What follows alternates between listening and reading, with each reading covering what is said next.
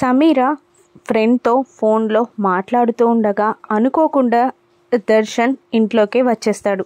సమీర ఫోన్లో ఫ్రెండ్తో మాట్లాడుతున్న మాటలన్నీ వినేస్తాడు దర్శన్. సమీర ఫోన్లో నాకు క్యాన్సర్ ఎక్కడుందే, నాకు క్యాన్సర్ లేదు, ఎవరు చెప్పింది నీకు, I'm perfectly all right, next week కలిసి చిల్ అవుదాం అని అంటూ ఉన్న సమీర మాటలు విని దర్శన్ షాక్ అవుతాడు.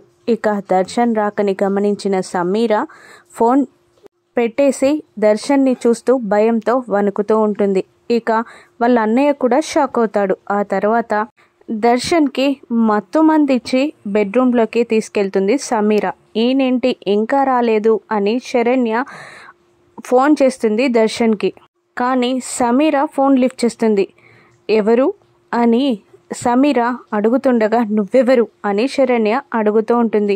నన్ను గుర్తుపట్టలేదా మై డియర్ సవతి అని సమీర అంటూ ఉంటుంది. ఏయ్ మా ఆయన్ని ఏం చేసావే అని శరణ్య కోపంగా అడుగుతూ ఉండగా వీడియో కాల్ ఆన్ చేసి దర్శన్ పక్కన పడుకొని, చూసావా నా బెడ్ పైన నా వాడిలా ఎలా ఉన్నాడో, ఇక పైనుండి ఫుల్ టైం దర్శన్ నాతో పాటే ఉంటాడు, నేను వదిలినప్పుడే అక్కడికి వస్తాడు అని అంటూ ఉంటుంది సమీర. దాంతో శరణ్య కోపంతో రగిలిపోతూ ఉంటుంది. ఇక దర్శన్ని శరణ్య అపార్థం చేసుకుంటుందా, ఇంటికి తీసుకొచ్చుకుంటుందా, సమీర నిజస్వరూపం తెలుసుకున్న దర్శన్ ఏం చేస్తాడు రానున్న ఎపిసోడ్స్లో చూద్దాం. Thank you for watching.